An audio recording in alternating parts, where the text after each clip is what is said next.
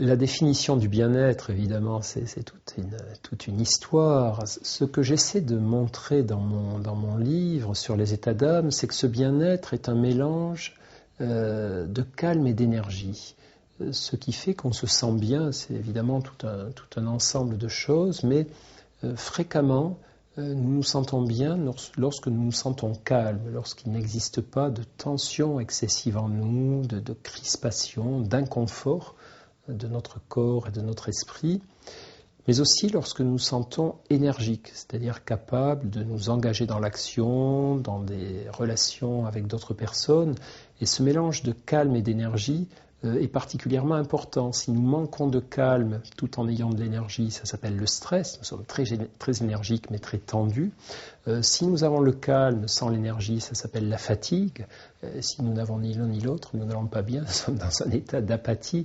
Et au fond, le bien-être se traduit par la présence à la fois de calme et d'énergie pour traverser le monde, traverser la vie.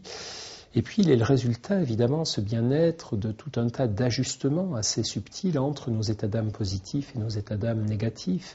On dispose d'études montrant qu'en gros, il semble que le bon équilibre dans nos contenus mentaux, pensée, émotion et état d'âme, soit 2 tiers, 1 tiers. 2 tiers positifs, 1 tiers négatifs.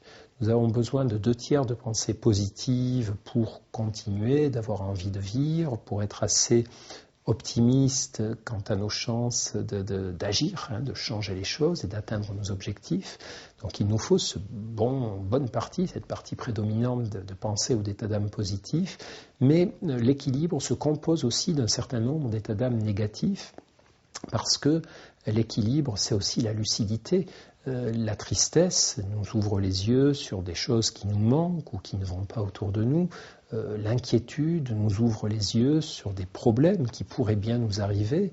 Le ressentiment, l'agacement nous ouvre les yeux sur des choses qui nous paraissent injustes. Donc, si nous ne sommes pas capables d'ouvrir les yeux sur ce qui ne va pas, nous ne pourrons pas non plus prétendre aller bien dans un monde qui va mal.